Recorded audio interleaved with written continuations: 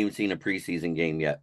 So when it's before the preseason, I do a window of wins. I think we're at least, because of the schedule, one game better than last year, which would automatically have put us in the playoffs last year. Detroit Lions, they're looking to have a bounce back season after not making the playoffs or not even going far in the playoffs last year. So quickly, we're talking about their schedule, their 2026 schedule. A lot of expectations for this group. I am here with lifelong Detroit sports fan, Jeremy Ballrick. Did I get that right? Did I get it Yeah, right? yeah, All right, absolutely. there we go. So Jeremy, this is the second time we chat, but the first time it was months ago. We were getting to know one another. But quickly tell our audience here, for how long you've been a Detroit sports fan, and just quick, short, brief summary. My Detroit fandom started early because my dad had me watching Detroit sports since I was 5 years old on his lap. So I am at 51 years of fandom in the Detroit sports, whether it's Tigers, Lions, Red Wings, Pistons. I watched them all. Um, and now I expanded my brand. I not only talk Lions, but I do talk Tigers, Pistons, and Red Wings as well too. I expanded my brand to be the KCB Sports Network to cover all four major pro sports teams. In your case, what are your 3 to 5 compelling matchups in this Lions schedule? Well, What are your thoughts on? the first Thursday night prime football game for the home opener versus the Bills in week 2. That's a marquee matchup. Um, I'm hoping it's just like we see out of the Bills every year. They have that little 3-week flounder period where you don't know their identity yet. And with new coaching, it may be that. So I'm hoping that's what it is. So my Lions can walk in and leave the fans with a sour taste in their mouth with a loss. But that one, I'm intrigued about going to play Carolina because Carolina played a lot of good teams really tough there in Carolina. Of course, the Packers coming here on October 25th, the Thanksgiving Day game. I want us to get past this, have more than one winning year in a row. That's what I want. Yeah, I gotta see it. And then of course, I think week 18 ends up deciding the division between the Packers and Lions. Uh, I don't like I like and I don't like the moves of the Vikings and the Bears. And the reason why it shows a vote of no confidence in JJ McCarthy bringing in a veteran like Kyler Murray. Yes, it's on a vet minimum deal and it's like a prove it deal for him. But they already said basically JJ's his backup. That has to mess with a first round pick that was picked in the top 10 with his mindset in the NFL. And JJ McCarthy, one thing I've noticed about him is that for his age, he speaks very maturely, especially in front of the press. Mm-hmm. And so he embodies and represents, what the Minnesota Vikings need as a quarterback. And before he got drafted, he just won a national title with the Michigan Wolverines.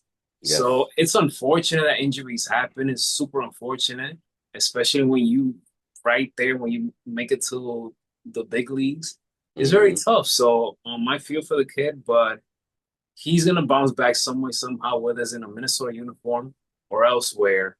And we have seen many times in history, Jeremy, where when resilience is there, when a player is resilient, there's no holding him back. So I see that in him, and I wish him nothing but the best. And I feel that he will find success in the NFL no matter what team he plays for.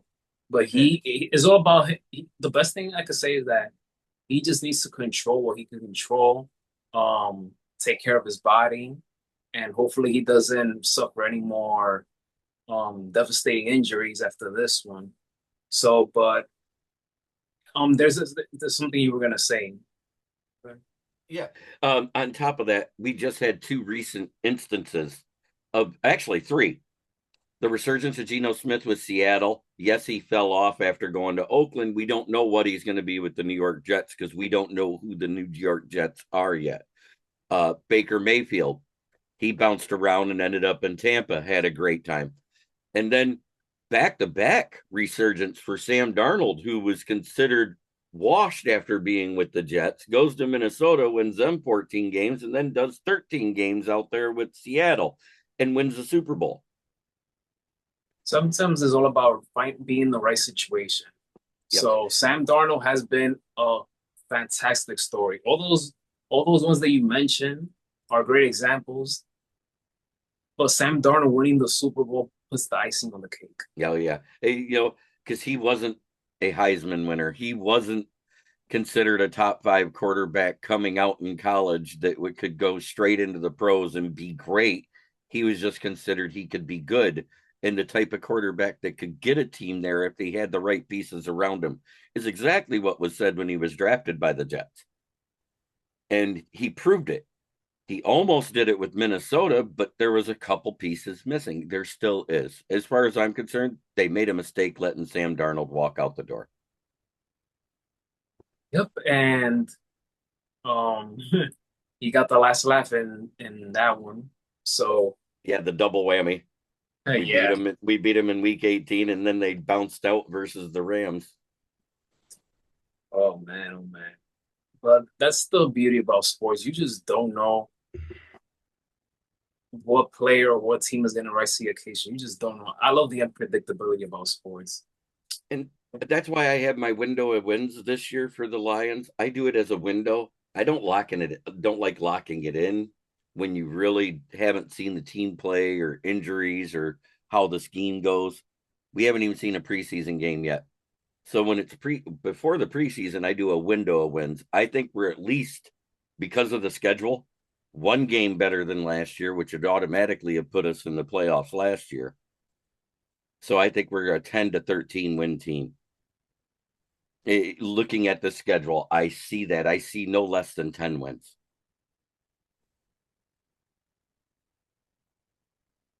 Fair enough. Fair enough. I just, the only thing I don't like is having the bye week in week 6 and then having the overseas international game in week 10, because weeks 10, 11, and 12, we play 3 games within 12 days. It's not easy to come up with a schedule, especially when you have to consider all 32 teams. So that's why I got to a point in I got to a point as a sports fan that, I'm not gonna make it too big deal out of Oh, schedules no. because it's way too much. It's a lot of things to consider. So here are 4 games that I feel that could be interesting. And I liked your list. My four are it's a four plus an honorable mention. So I have week 4 versus the Panthers, which is an NBC game, prime time. Mm-hmm. The Panthers really surprised many people, especially me in the postseason. Surprising performance by Carolina. They have a bright future Mm-hmm. if they play their cards right. And I love their additions this offseason. I think they did very well.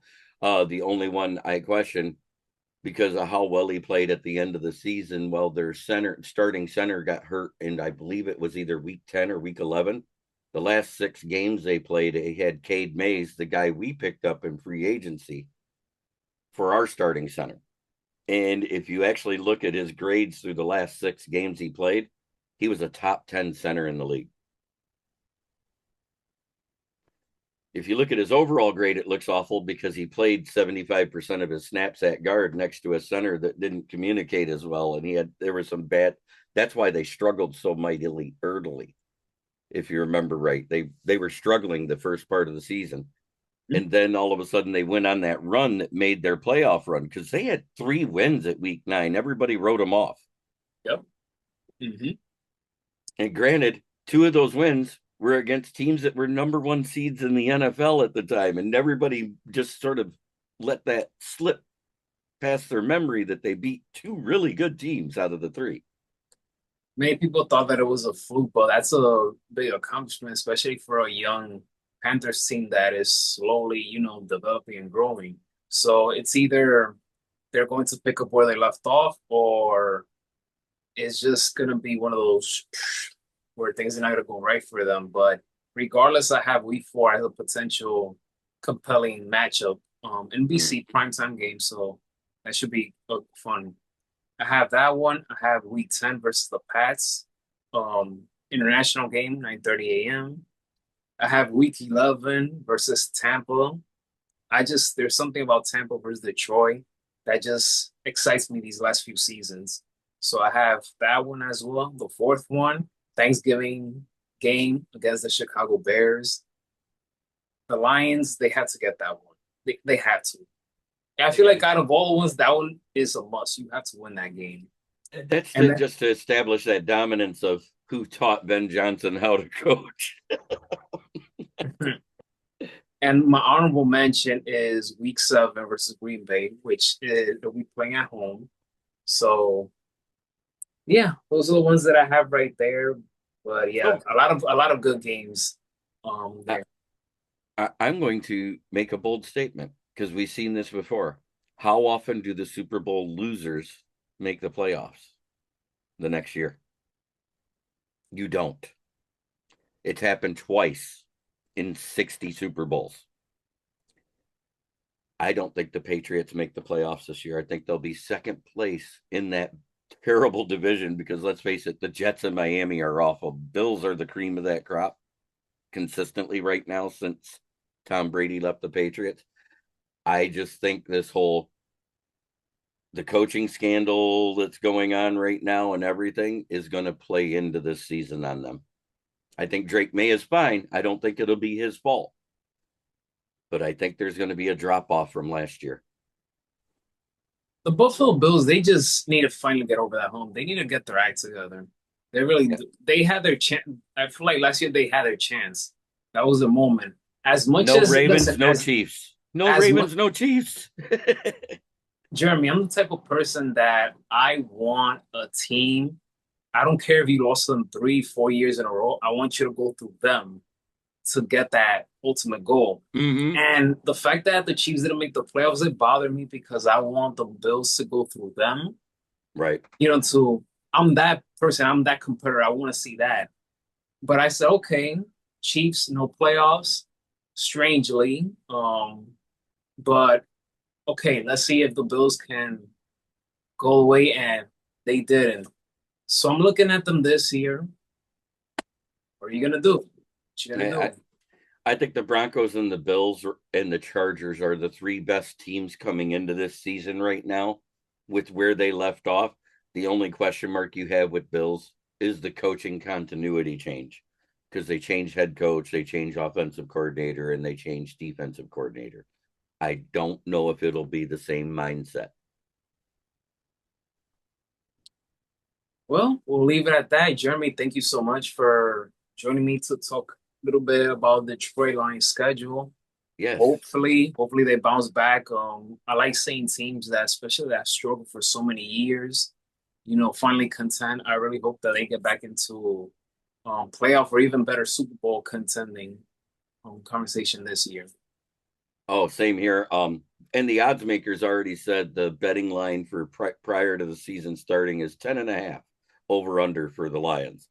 So if you are a betting man and you listen to what I said, it sounds like they'll probably hit the over. I would bet the over now while the odds are in your favor instead of waiting for the odds to drop and there you don't get even money or better.